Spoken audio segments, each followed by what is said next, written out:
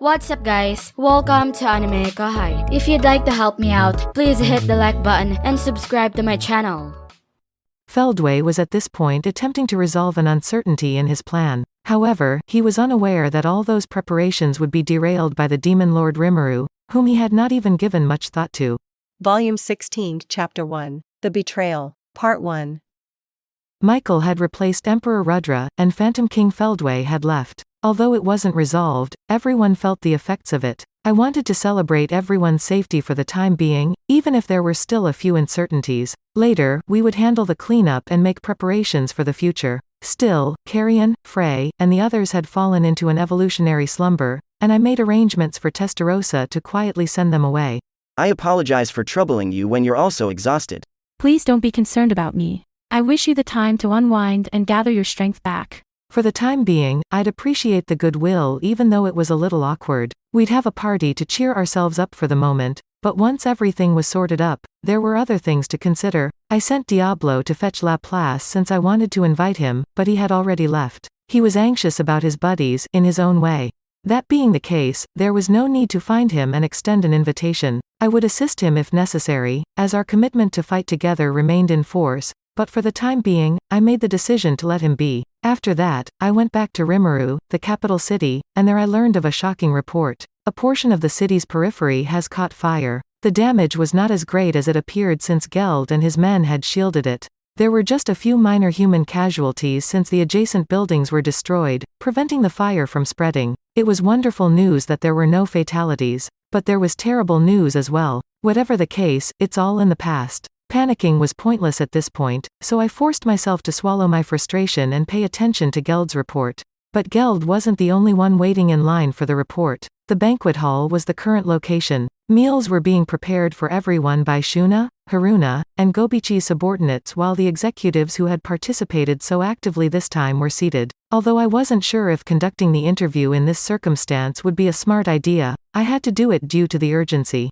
Veldora took the seat to my right, refusing to move even though he knew he was not going to listen. I was used to dealing with Veldora, so his selfishness wasn't new to me. It was best to just not bother, as it was easier to leave him alone than to try to convince him. Benimaru was seated on my left, and Veldora was on my right. Shion and Diablo stood behind me, waiting to hear what I had to say. Shion was supposed to be eating with me, aside from Diablo, but she insisted it could wait. It appeared to be a violation of her self-imposed rule, so I let her do as she pleased. In light of this, those who were present to report were what mattered most. Sitting before me was Geld, and Adelman, who appeared uneasy, sat facing Benimaru. The environment around him appeared to have slightly changed, and it appeared that his evolution had been successful. I'd like him to provide a report on it later. Ramirez's seat was in front of Veldora, while Beretta and Trainee were standing behind her, seeing to her needs. By the way, Cherries was the one giving Veldora a drink. Ramirez herself was too busy eating to pay attention to the news. Well, I thought Master would be alright. Despite my doubts, I had faith that Master would be alright even after his sister's irresponsible actions caused the higher levels of the labyrinth to rupture. That's why I didn't have any concerns about anything from the very beginning. Ramirez drank the juice cheerfully after stating this with pride. Nobody called attention to the fact that her comments were a blend of truth and deception. Of course. My sister was the opponent, but it didn't make me nervous in the slightest. I only let my guard down a little, and my battle with her was ruined because of that cowardly intruder's effort to hit me while I was down. He's just talking nonsense. It's not like there's anything wrong with me, even I had been feeling terrified. An evolved Velgrind was, to be honest, fairly dangerous. He should hold off on making bold claims since even if Veldora intended to beat her, he only had a 50% chance. I had that notion, but everyone else in the room was cheering. As one would expect from Sir Veldora, I can learn a lot from you. Cherries gave a solemn nod. It was a fierce battle. I believed I had evolved and become stronger, but I found I wasn't quite there yet. Benimaru spoke those remarks straight from the heart, following suit. Looking content and triumphant, Veldora appeared to be listening. However, Veldora's laughing was cut short by Ramirez's remark. Master, you're so reckless all the time. But then again, at this point, there's most likely little to be concerned about. Most likely? Ramirez, what are you talking about? You see? His words couldn't be real, I knew that. Sometimes talking too much can push you over the edge. Because at this very moment, just knowing that I have my master makes me feel relieved. What Ramirez said was quite unsettling. What? Oh no. Though I'm unbeatable, there can be moments when I don't feel my best. It appeared that Veldora understood what this meant. Suddenly, maybe understanding he had dug his own grave, he started making excuses. But it was too late for him, and this kind of thing frequently occurred to him, so I didn't bother worrying about it. Vesta, who was seated at the edge of the room, worried me more. Leaving Veldora and the others alone, I made the decision to find out what happened to the rest of them.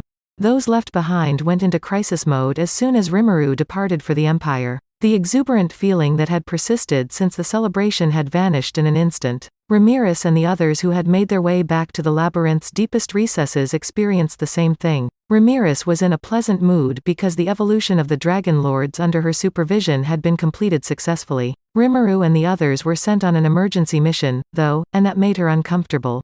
Ramirez thought that the Jura Tempest Federation was a fantastic utopia that might grant her wish to live a happy life every day. For Ramirez, who had spent so much time alone, and whose loneliness had only been lessened by the presence of spirits, this area had become something precious that she never wanted to lose. That's why she was worried about losing it. Ramirez had the same intuition as always that Rimuru would be alright, but she was unable to get rid of the unfavorable feeling. That premonition would indeed come to pass. The labyrinth Ramirez was so proud of had been assaulted and destroyed by Velgrand, Veldora's sister. Though the labyrinth was technically unbreakable, the true dragon's power was what could make this possible. Ramirez was reminded of long-forgotten memories when she saw Velgrand. She had once seen a ferocious Veldora, akin to the legendary Veldanava, not long after Ramirez was born. Veldora's primary attribute was wind, as suggested by the name, Storm Dragon, but it also had influence over space and water. Blended with an immense quantity of magicules, surpassed only by Veldanava, Veldora was an all-out tempest. As the personification of a natural calamity, Veldora may rightfully be called the world's strongest being. His two sisters, on the other hand, had a power that was even more transcendent and higher yet. The worst match for Veldora's wind characteristic was Velgrand, who had mastery over heat and possessed the flame attribute. She stood over Veldora with an intimidating presence, capable of making the difference in the amount of mana meaningless. Still, that wasn't all that horrible. The eldest sister, Velzard, posed the true threat. Ice was Velzard's characteristic. However, there was something else at its core instead of water. Velzard concealed her qualities with her powers so that no one could see them. Veldanava had informed Ramirez the truth, therefore Ramirez knew the truth about Velzard.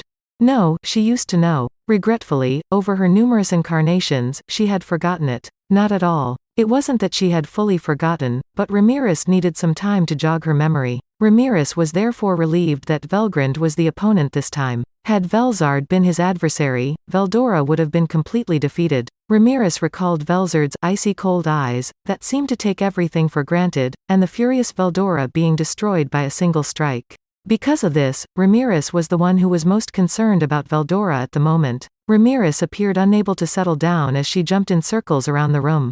Master, are you okay? Anxiety was evident in Ramirez's query. However, it was also meant to be a sign of support for Veldora, implying that it was okay to flee. Still, Veldora answered, "Don't be concerned. You all just sit there and attest to my courage."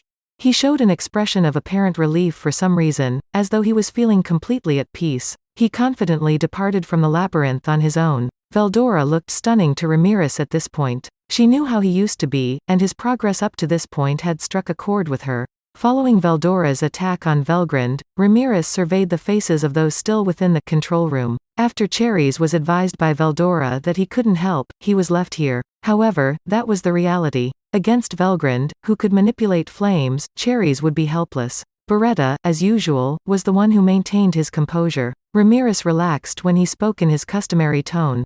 Beretta was in charge of the operators who had been changed by Rimuru's hands into Dryasdal Dryads. Now, 24 of them were present. As Rimuru had evolved them during his free time, they had all excelled at maintaining labyrinths. Trainee was there, as well as her sisters Tria and Triss. Their attitudes were as calm as ever, and they were keeping watch over Ramirez. Vesta and Dino were new hires in the research department, as was the rest of the group. They were Shin Luxing, Mark Lauren, and Shinji Tanimura, accompanied by Lucius and Raymond, their two trainee assistants. As soon as the labyrinth became involved in the war, these 5 were given the status of Gadra's servants. But now that Gadra was gone, they were supporting Ramirez in the control room by acting as her aides. With concern, everyone was glancing back at Ramirez. Thus, Ramirez exclaimed with joy, Honestly, I'm not at all concerned. Master will undoubtedly prevail. I'm confident that Rimuru will take care of everything if he loses. Furthermore, Master is unbeatable as long as you don't ignore him.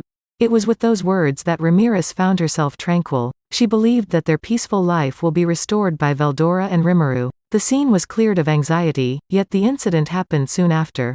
Caution, someone is intruding. The lead operator, Alpha, let out a loud cry. When they heard this, everyone changed their thoughts and assumed combat postures. Show it on the monitor, please. The screen split to display the scene of the invasion as soon as Beretta's order was given. When Ramirez saw a man standing there, she yelled, Wait, isn't that an angel? It has incarnated and transformed, yet it also exudes a strange and dangerous aura. The invaders were, in fact, incredibly alien. The long black hair also bore a glimmer like broken stars, which accentuated her already stunning features. The flawless white clothing was adorned with legendary gear that radiated a black and gold glow. Her striking features were accentuated by the 3 pairs of 6 pure white wings that fluttered on her back. Estimated energy output. Here we go. This is. It was Alpha stuttering. What's the matter? Report right away. When Trainee rushed him, Alpha collected himself. The existence value of the first one is more than 3 million. The following 5 have been calculated to be worth between 400,000 and 700,000 apiece. With that statement, Alpha managed to freeze the control room. Constructing pertinent databases and measuring the level of lifeforms was the Labyrinth's covert goal. The primary goal was to support crisis management by gathering essential data regarding the battles that took place inside the labyrinth as they were shown on the screen. The term, existence value, refers to the numerical representation that was used during the entire operation. Different from actual combat ability, it was a numerical value based on the quantity of magicules, physical ability, and the energy content of the armor outfitted with them. It should only be used as a guide because it is impossible to fully assess someone's aptitude or degree of expertise, but it was still helpful. The operation was supposed to fortify the labyrinth's defenses if executed correctly. One possible application of this would be to assign enemies to groups of people with comparable levels of experience, or to estimate an enemy's approximate fighting skill level based on their existence value. Nevertheless, we were still in the experimental phase of this system, so it was hard to declare that we had gathered enough information. That's it for this video, guys. Thank you for always watching my videos and supporting my channel. A big thanks to the AnimeKouhai patrons who made this video possible. Coyote de Peza, Quilly Buckner, Zephyrath, Alver, Normal Defate, Joshua Andrade, L, Gary Miles, Nobody0034, Dragon Spawn 666, Arijit Das, Curtis Loban, Judah Herrera, Dijo, Mose Chaudhary. Thank you so much for helping out. I'll see you guys in the next video.